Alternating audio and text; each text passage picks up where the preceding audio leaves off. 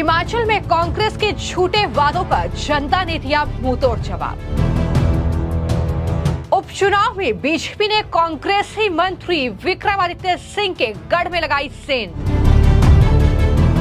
सोलन चुनाव में पंचे पर भारी पड़ा बीजेपी का अमरदीप पांचा। कांग्रेस शासित राज्य हिमाचल प्रदेश में कांग्रेस के झूठे वादों से त्रस्त जनता ने अपना फैसला सुना दिया है। बड़ी खबर हिमाचल प्रदेश से है, जहां पर उपचुनाव में कांग्रेस को करारी हार का मुंह देखना पड़ा है। वहीं बीजेपी ने शानदार जीत हासिल करके हिमाचल में इतिहास रच दिया है। बड़ी खबर हिमाचल प्रदेश के सोलन नगर निगम के चुनाव से जुड़ी हुई है, जहां पर वार्ड नंबर 5 के लिए जो उपचुनाव हुआ था उसमें बीजेपी के अमरदीप पांचा ने कांग्रेस के पुनीत नारंग को हराकर ये जीत हासिल की है। और सबसे ज्यादा गौर करने वाली बात यह है कि ये कांग्रेस पार्टी से जो मंत्री हैं हिमाचल प्रदेश में, विक्रमादित्य सिंह का गढ़ कहा जाता है, और उस गढ़ में अब बीजेपी ने सेंध लगा दी है। यानी उस गढ़ पर विक्रमादित्य सिंह के कब्जा बीजेपी का हो चुका है।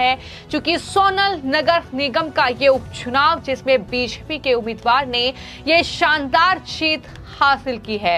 वार्ड नंबर 5 के पार्षद के लिए ये उपचुनाव हुआ था, जिसमें रविवार की सुबह मतदान हुआ और इस वार्ड में कुल 765 जो वोटर्स थे उन्होंने अपने वोटिंग राइट का इस्तेमाल किया, जिसमें बीजेपी के जो कैंडिडेट थे अमरदीप पांचा, उनको 523 वोट मिले, जबकि कांग्रेस के पार्षद पद के लिए उम्मीदवार पुनीत नारंग को 240 वोट मिले। और इस तरीके से 2 वोट नोटा को गए और बीजेपी ने ये चुनाव बड़े अंतर से जीत लिया है। लेकिन ये जो उपचुनाव हिमाचल प्रदेश में हुए हैं, ना सिर्फ सोनल के वार्ड नंबर 5 के उपचुनाव की बात हम कर रहे हैं, बल्कि इसके अलावा अलग अलग जो नगर परिषद के चुनाव भी हुए हैं। और इन चुनावों में जो बीजेपी के उम्मीदवार जीते हैं, जाहिर तौर पर एक बड़ा संदेश हिमाचल प्रदेश की जनता दे रही है कि हिमाचल प्रदेश में 2022 दिसंबर में जो चुनाव हुआ था विधानसभा का, और जिस तरीके से वादे कांग्रेस पार्टी ने हिमाचल प्रदेश की जनता से किए थे, लेकिन उन वादों को पूरा नहीं किया गया। वो वादे कब पूरे करेगी कांग्रेस, ये दरअसल इंतजार अभी भी हिमाचल प्रदेश की जनता को है। फिर चाहे वो महिलाओं को हर महीने पैसे देने का वादा हो, फिर चाहे वो नौकरियां देने का वादा हो, फिर चाहे वो वहां के विकास कार्यों को लेकर किया गया वादा हो, एक भी वादा हिमाचल प्रदेश में पूरा नहीं हुआ है। और हिमाचल प्रदेश कांग्रेस पार्टी सुक्खू सरकार के राज में आर्थिक तंगी से गुजर रहा है। और शायद यही वजह है कि इस तरीके से जब सोनल से समाजसेवी कुलभूषण गुप्ता की मौत हुई, उसके बाद ये वार्ड खाली हुआ, ये सीट खाली हुई, तो वहां पर जब उपचुनाव हुए हैं तो बीजेपी के अमरदीप पांचा ने ये सीट जीत ली है, ये वार्ड जीत लिया है। और इस तरीके से बीजेपी में खुशी की लहर है जाहिर तौर पर, क्योंकि मौजूदा वक्त में हिमाचल प्रदेश में कांग्रेस पार्टी की सुक्खू सरकार है। बात करें अगर नगर परिषद चुनाव की, तो सुजानपुर से नीरजा ठाकुर और वहीं नेरचौक से गीता देवी जो है वो पार्षद बनी है। और बात करें गीता देवी की, तो वो बीजेपी की पार्षद हैं।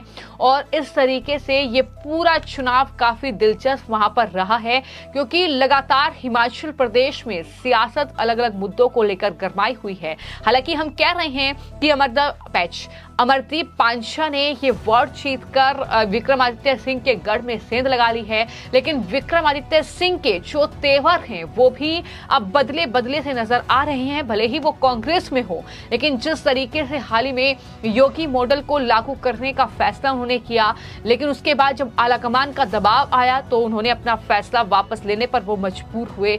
और उसके बाद लगातार नजरें विक्रमादित्य सिंह पर गड़ी हुई हैं कि जिस तरीके से कांग्रेस पार्टी में उनका फैसला स्वीकार नहीं किया जा रहा है, जिस तरीके से विक्रमादित्य सिंह को आलाकमान कहीं ना कहीं पसंद नहीं कर रही है, तो उसका नतीजा आने वाले वक्त में क्या होगा, ये कहीं ना कहीं सवाल उठ रहे हैं। और इन सब के बीच जब उपचुनाव हिमाचल प्रदेश में हुआ है, तो इस तरीके से ये उपचुनाव जो है बीजेपी ने जीत लिया है।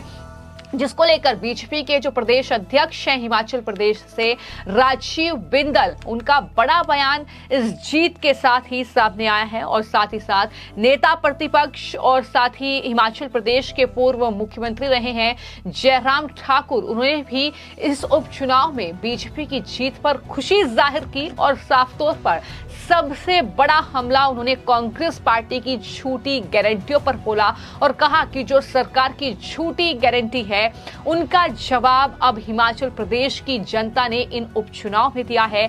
वहीं कांग्रेस के कार्यकारी अध्यक्ष संजय अवस्थी का बयान भी सामने आया। उन्होंने कहा कि ज्यादातर प्रत्याशी कांग्रेस से जीते, लेकिन वहीं पर जो सीएम के प्रधान मीडिया सलाहकार नरेश चौहान हैं, उन्होंने कहा कि सोलन में पार्षद के उपचुनाव में बीजेपी प्रत्याशी की जो जीत हुई है, दरअसल कांग्रेस आलाकमान ये कहीं ना कहीं निश्चय करेगी, ये आकलन करेगी कि चूक कहां पर हुई है। अन्य सीटों पर बीजेपी जीत के कोरे दावे कर रही है। ये कांग्रेस पार्टी के अपने हमले हैं बीजेपी पर, लेकिन वहीं पर जिस तरीके से सोलन का ये चुनाव जो उपचुनाव था वार्ड नंबर 5 के लिए, और यहां पर बीजेपी के अमरदीप पांचा ने जीत हासिल की। बीजेपी अपनी इसे बहुत बड़ी जीत मान रही है। यही वजह है कि पूर्व मुख्यमंत्री जयराम ठाकुर ने बाकायदा सोशल मीडिया के जरिए इस जीत पर खुशी जाहिर की। एक पोस्ट उनके जरिए किया गया। उन्होंने जीतने वाले तमाम कैंडिडेट्स को बधाई दी है और जाहिर तौर पर बीजेपी का आरोप यही है कि हिमाचल प्रदेश में जनता त्रस्त है, जनता परेशान है, क्योंकि जब चुनाव हुआ तब कांग्रेस ने झूठे वादे उनसे किए, झूठी गारंटियां उन्हें दी और उसके बाद चाहे बिजली बिल माफ करने की बात हो, उन्हें कई यूनिट फ्री देने की बात हो बिजली, चाहे नौकरी देने की बात हो युवाओं को, चाहे महिलाओं को आर्थिक रूप से मदद करने की बात हो, ये सारे दावे कांग्रेस पार्टी के खोखले नजर आए हैं। कांग्रेस पार्टी के राज में हिमाचल प्रदेश जो है वो आर्थिक तंगी से गुजर रहा है। हिमाचल प्रदेश की सुक्खू सरकार बार बार प्रधानमंत्री के सामने गिड़गिड़ा रही है आर्थिक सहायता के लिए। तो ऐसे में हिमाचल प्रदेश की जनता को भी यह पता चल चुका है कि किस तरीके से वहां पर कांग्रेस के राज में हालात हिमाचल के सही नहीं है, जिसका जवाब अब उन्होंने इस तरीके से उपचुनाव में दिया है। ये बीजेपी लगातार कह रही है और इसी के साथ ये जो उपचुनाव हिमाचल प्रदेश की अलग अलग वार्ड के लिए हुआ है, नगर निगम और नगर परिषद के लिए हुआ है, उसमें जितने भी कैंडिडेट्स जीते हैं उसको लेकर दरअसल बीजेपी के अपने दावे हैं, लेकिन कांग्रेस के अपने दावे हैं। लेकिन बड़ी सीट जो सोलन था, जहां पर वार्ड नंबर 5 के लिए चुनाव हुआ था, वहां पर बीजेपी के अमरदीप पांचा ने यह जीत हासिल की है, जिसको लेकर बीजेपी की खुशी जो है वो 7वें आसमान पर है, क्योंकि बीजेपी लगातार ये कह रही थी कि इसका हिसाब किताब जो है कांग्रेस को जनता वहां की देगी और कहीं ना कहीं वो अब उपचुनाव में नजर आ रहा है। हो सकता है कि आने वाले वक्त में बड़ा नुकसान जो है कांग्रेस पार्टी को इन झूठी गारंटियों का वहां पर उठाना पड़े। कुछ इस तरह की तस्वीर भी हिमाचल प्रदेश में देखने को आने वाले वक्त में मिल सकती है। फिलहाल आपकी इस खबर को लेकर क्या राय है, हमें कमेंट बॉक्स में जरूर लिखें। धन्यवाद।